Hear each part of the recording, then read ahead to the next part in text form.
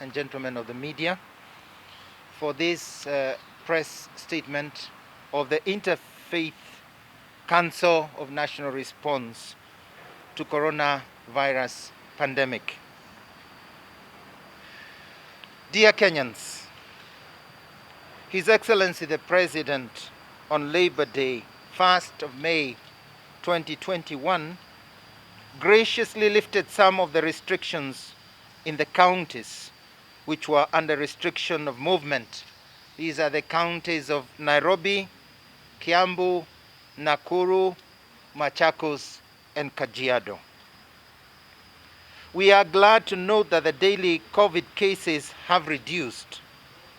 The prevalence rate fallen to around 12%, and even yesterday a bit lower than 12%. And the total COVID load in the country substantially reduced.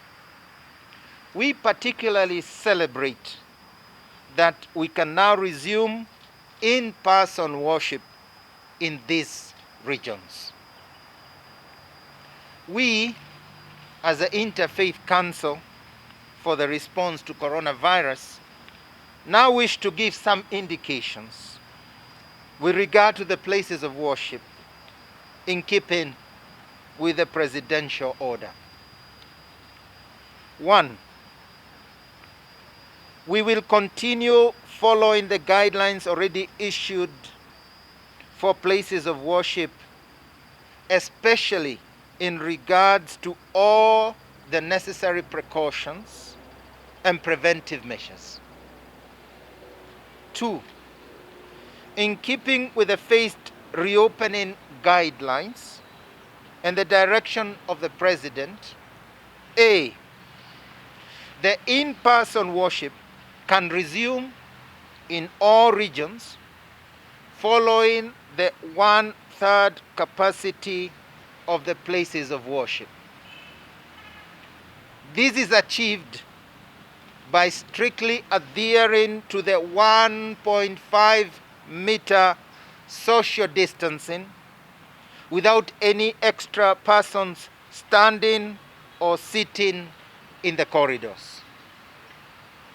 B, where possible, the services can be held in open places, keeping strict social distancing of 1.5 meter without exception, providing large circulation spaces. C, the worship services should last no longer than 120 minutes. And that means we will have to organize several sessions to provide for the needs of each congregations where it is called for.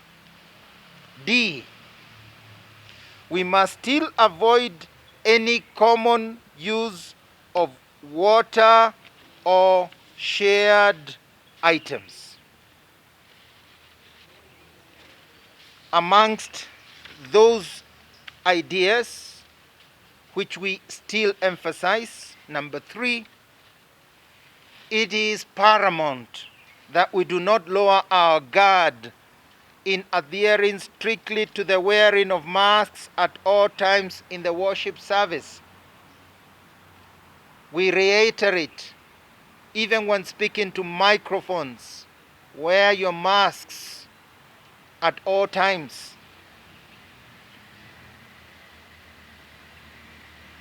Adhering strictly also to the washing of hands with soap or sanitization before and after the service. The habit of washing our hands with soap, to continue it in our places of worship so that it also becomes a habit for all other gatherings or places we may visit. Adhering strictly also to the sanitizing of all microphones and shared material. Adhering to the regular sanitizing of the places of worship And finally, the adequate social distancing in the places of worship. Particularly, we want to highlight a well-thought movement strategy in the places of worship to avoid crowding during the services or at the entry of the places of worship or at the exit of the places of worship. And 4, we still insist that there should be no food offered in funerals and in worship gatherings, as this propagate the infection spread. We are still appealing to Kenyans that our funerals must be better controlled so that we defend one another. Now that we can move from region to region, we insist that in funerals especially, all these measures and precautions should be followed very strictly. And here too, no food should be served in funerals. We know we love to have a sharing even in those moments of mourning. This is a sacrifice asked of us so as to fight against this monster of the coronavirus. Dear Kenyans, we must still remain vigilant to the dangers this pandemic still poses, even as the restrictions are lifted. We appeal to all religious leaders to reiterate the importance of the preventive measures, especially that of wearing masks at all times in all public places. Let us be more responsible and not become reckless. We, moreover, urge all Kenyans to get vaccinated, as this is the most definitive way to contain the power of the virus. We wish to thank the religious leaders of all faiths in all our counties, in all their congregations, for their efforts during this difficult time. You have been outstanding in encouraging your congregations and ensuring compliance to the Interfaith guidelines in places of worship. We ask you, religious leaders, to keep demanding strict adherence to these guidelines. The nation still needs your tireless cooperation to maintain the focus of all Kenyans and give them hope in their diverse circumstances. It is human that people get tired, that many Kenyans are getting tired after such a long period. But it is our duty to keep this fight against the COVID enemy alive. Indeed, wars and battles are won by tired soldiers. We Kenyans must heed to the call, and especially we ask the religious leaders to take the front line in sensitization, encouraging and maintaining the hope of Kenyans in this time.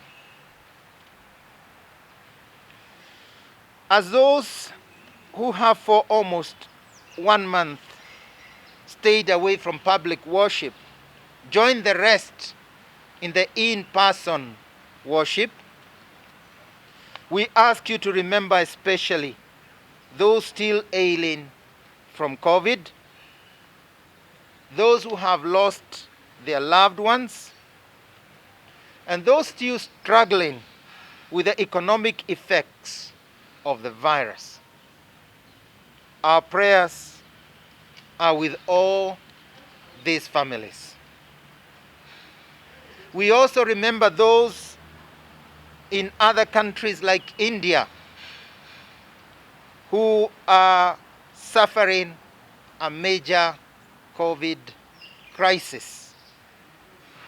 Let us raise our prayers even more intensely to God, asking for an end of this pandemic. Finally, we constantly applaud our health workers who for the past 14 months have worked tirelessly and in dangerous environments of infection. May the Almighty God continue blessing you and your families. May God bless us all and bless you all, dear Kenyans, as we take with more responsibility, we take up this war again against COVID, especially through the preventive measures now reminded once more and offered to us, and also through the vaccination, which is a shield we now have against this virus. Thank you very much. A few questions. We can take a few questions.